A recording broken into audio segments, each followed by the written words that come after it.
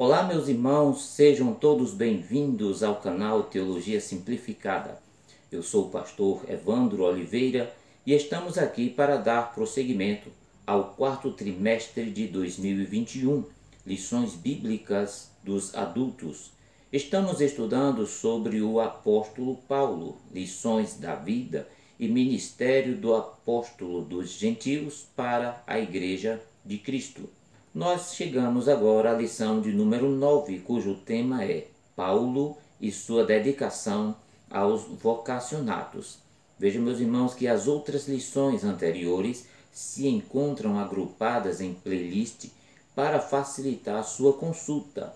A você que nos tem acompanhado, muito bem-vindo a mais uma aula. E você que chegou agora, é muito bem-vindo também.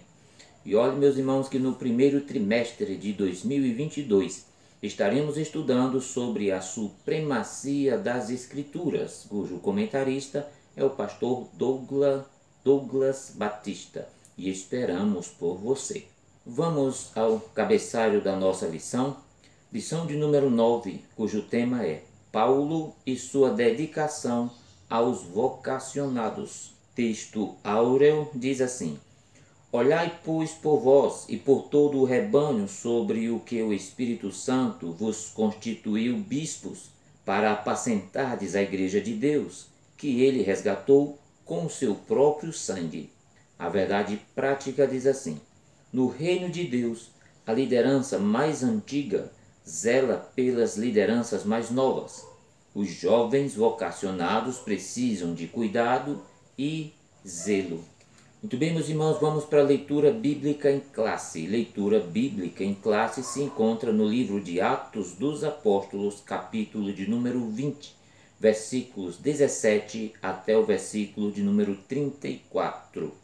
O objetivo geral é afirmar o papel cuidador da liderança mais antiga acerca da mais jovem. Objetivos específicos: primeiro, apontar Éfeso como o ponto de partida do aprendizado dos vocacionados. Segundo item, assinalar o legado doutrinário de Paulo para os novos líderes. E terceiro, enfatizar o apelo de Paulo aos líderes.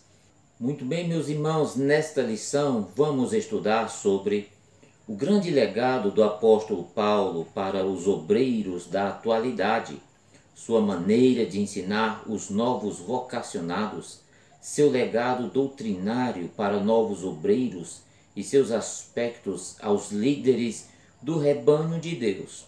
Temos muito que aprender com a vida e o ministério do apóstolo dos gentios. Que o Espírito Santo fale aos nossos corações. Em que lugar Paulo permaneceu mais tempo em seu ministério? Quais são as epístolas destinadas ao pastoreio de igrejas? Qual era a implicação dos ensinos gnósticos e judaizantes? Estas perguntas estaremos respondendo agora. Mas antes de continuar, eu quero fazer 3 pedidos a você. Pode ser? Primeiro pedido é: se você é novo por aqui, faça a sua inscrição no nosso canal agora. E eu vou dar um tempo para você fazer a sua inscrição. Segundo pedido: assista o vídeo até o fim. Tem muitos subsídios, mapas, imagens e muito mais informações para você enriquecer a sua aula e também ser edificado na palavra do Senhor. E terceiro, caso você queira, deixe aí o seu comentário, ele é muito importante para nós. Estaremos estudando agora os tópicos da nossa lição. Iremos perceber que o apóstolo Paulo tinha uma visão missionária e eclesiástica. A leitura do texto bíblico em Atos capítulo 20, 17 ao 34, e eu peço que você leia o texto citado, pois traz a preocupação do apóstolo Paulo com a continuidade da obra do Evangelho e a manutenção das igrejas por ele plantadas, não só na Ásia, mas também no Oriente Médio e na Europa. Veja o vídeo sobre igrejas plantadas por Paulo. Consulte a nossa playlist. E tem também um card no canto superior direito da sua tela. É só clicar e assistir o vídeo para maiores informações sobre plantação de igreja. Veja que no capítulo 20, Paulo faz um breve histórico de suas viagens missionárias e a preocupação com o futuro das igrejas plantadas. Ele declara ter a consciência tranquila quanto à sua responsabilidade ministerial com as igrejas, mas faz um alerta para as ameaças de lobos devoradores que procurariam entrar no rebanho do Senhor, que é a igreja. Estariam procurando para matar as ovelhas de Cristo. Para que compreendamos o tema deste capítulo 20, meus queridos irmãos, precisamos voltar para o capítulo 19 de Atos dos Apóstolos, quando Paulo chegou a Éfeso e encontrou apenas 12 discípulos que tinham ouvido falar de Jesus nos sermões de Apolo, esse judeu de Alexandria, que conhecia apenas a mensagem profética de João Batista. Veja no Evangelho de Mateus, capítulo 3, versículo 1 até o versículo 17. De fato, primeiro foram batizados em águas em nome de Jesus e depois foram batizados com o Espírito Santo, com poder, para serem testemunhas de Cristo. Porém, a situação é outra no capítulo 20 de Atos. Paulo entendeu que havia chegado o momento de ele ir a Jerusalém. Ele tinha pressa em chegar lá, mesmo contrariando seus companheiros, os obreiros que estavam dispostos naquela região. Ele fez sua viagem de Troade a Mileto, mas não retornaria a Éfeso para que seus amigos não o forçassem a permanecer por mais tempo em Éfeso. Então, ele envia uma mensagem aos obreiros em Éfeso, solicitando que eles viessem ao seu encontro em Mileto. Quem eram esses obreiros? Ele pergunta. Esses obreiros eram os colaboradores da igreja em Éfeso, que administravam a igreja.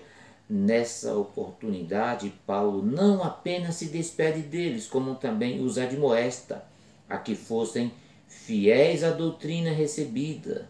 Portanto, veja que Paulo dedicou-se não só a doutrinar a igreja, como também a ensinar os obreiros vocacionados para a obra e prepará-los para serem os líderes nas igrejas plantadas por ele e abrirem outras igrejas em nome do Senhor Jesus Cristo. Vamos para o primeiro ponto da nossa lição. O primeiro ponto da nossa lição fala sobre Éfeso, o ponto de aprendizado dos vocacionados. Nós estudamos na lição de número 8, no segundo item. Vimos que Antioquia foi o lugar onde Paulo desenvolveu sua vocação. Atos capítulo 13, versículo 1. Você pode consultar no card que está aparecendo agora na sua tela direita. É só dar um clique e já direciona para o vídeo. Veja que em Éfeso o apóstolo permaneceu mais tempo e por isso dali surgiu um local estratégico para formar novos discípulos. Assim, preparar seus colaboradores vocacionados para atuar nas igrejas da Ásia era uma tarefa importante, pois o ministério de Paulo já estava independente dos apóstolos de Jerusalém, embora não perdesse a comunhão com aquela igreja. Logo, sem uma boa preparação dos novos líderes, a obra de Deus não pode ser feita com eficácia. Sem dúvida, Éfeso foi a primeira escola de preparação dos vocacionados para o exercício do ministério cristão. Naturalmente, essa escola tinha características diferentes das escolas de teologia dos tempos modernos. Sabe por quê? Porque aqueles alunos não tinham livros em mãos e certamente faziam anotações em folhas de papiro ou em tábuas lisas de barro.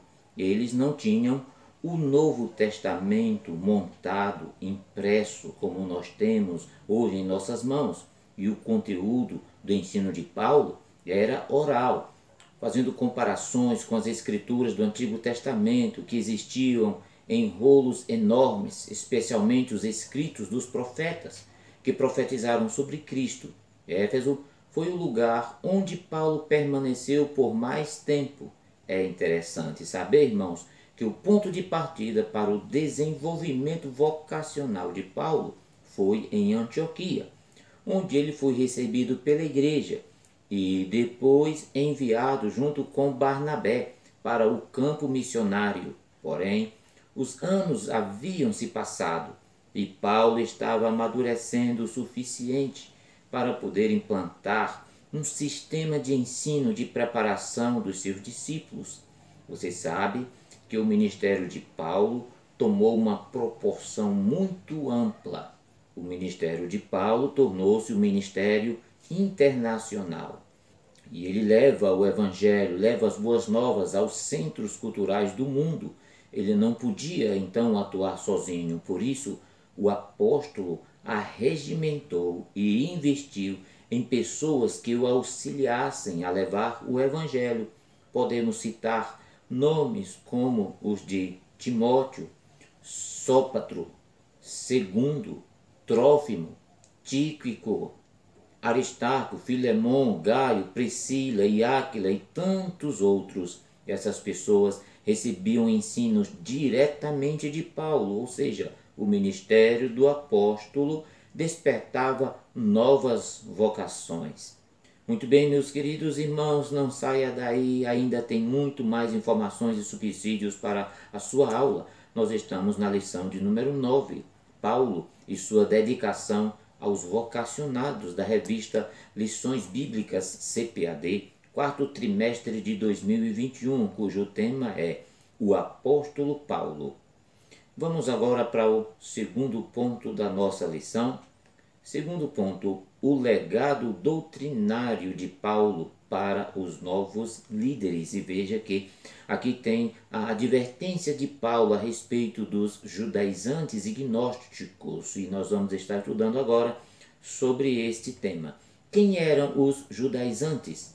Veja, meus irmãos, que durante o ministério de Paulo, muitos judeus acolheram a mensagem apostólica e tornaram-se cristãos, mas nem todos aceitavam a liberdade cristã dos gentios. Por isso, alguns deles torceram o ensino de Paulo, afirmando que a salvação dos gentios dependia da obediência à lei mosaica. Assim, exigiam que os gentios convertidos observassem a lei, tais como alguns aspectos: a prática da circuncisão, a guarda do sábado judaico, a observância dos ritos que envolviam datas e comidas. Parecia que a graça de Deus não era mais suficiente. Contra isso, Paulo se levantou corajosamente. Gálatas capítulo 1, versículo 6 até o 9, onde Paulo diz: não há outro evangelho. Paulo diz assim: admiro-me que vocês estejam abandonando tão rapidamente aquele que os chamou pela sua graça, para o seguirem outro evangelho, que na realidade não é outro evangelho. O que ocorre é que algumas pessoas os estão perturbando quando querem perverter o evangelho de Cristo. Sabe quem são essas outras pessoas que Paulo cita aqui? Exatamente os judaizantes. Ele diz no versículo 8: mas ainda que nós, ou um anjo dos céus, pregue um evangelho diferente daquele que lhes pregamos, que seja amaldiçoado. Como já dissemos, e agora repito, se alguém lhes anuncia um evangelho diferente daquele que já receberam, que seja amaldiçoado. Versículo de número 10. Acaso busco eu agora a aprovação dos homens ou de Deus? Ou estou tentando agradar a homens? Se eu ainda estivesse procurando agradar a homens, não seria servo de Cristo Jesus. Veja que o apóstolo Paulo vai fazer uma verdadeira defesa. A mensagem salvífica, a mensagem do evangelho de Cristo Jesus, que salva o homem e liberta o homem. Esse é o legado que ele nos deixou. foi a defesa intransigente quanto à natureza graciosa da salvação. Disso, nenhum líder cristão pode abrir mão. A salvação é por graça e não por méritos humanos. Veja, meus irmãos, que o fruto dos discursos inflamados de Paulo produziu conversões não só de judeus, mas também de muitos gentios e amigos dos judeus que aceitaram a mensagem e tornaram-se cristãos, mas alguns deles não conseguiam desvencilhar-se do judaísmo.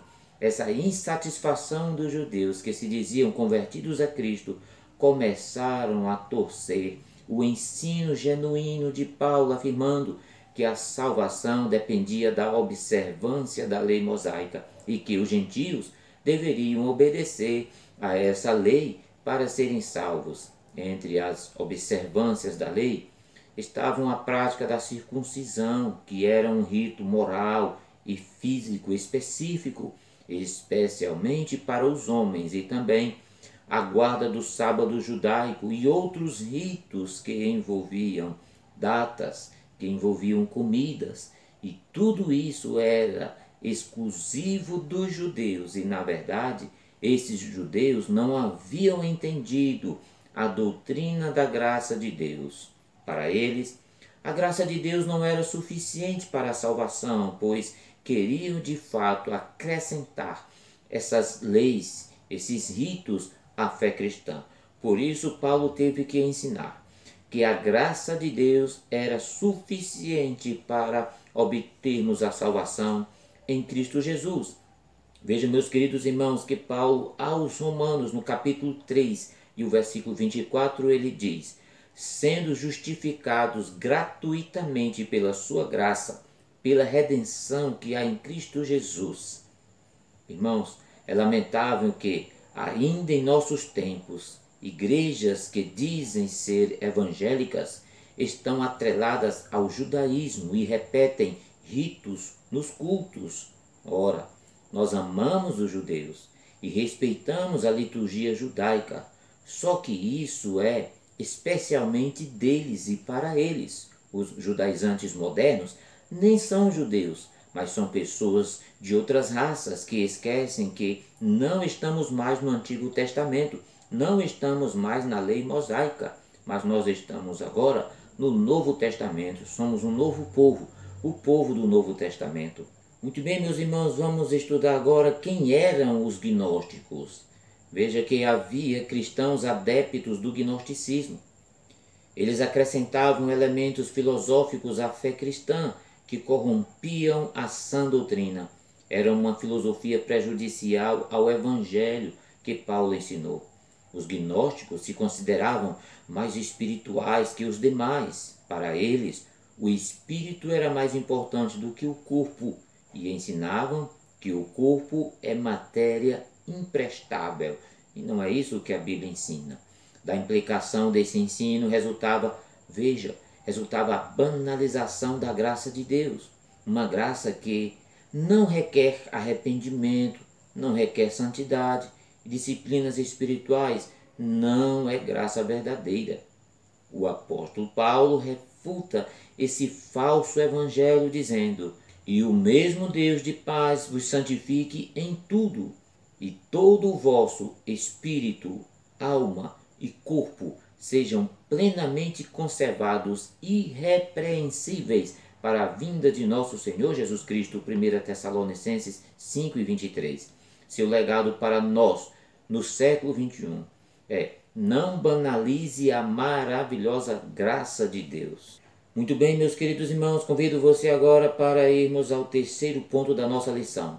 Paulo apela aos líderes. Então, irmãos, nós estaremos falando sobre o despreendimento do obreiro para realizar a obra do Senhor.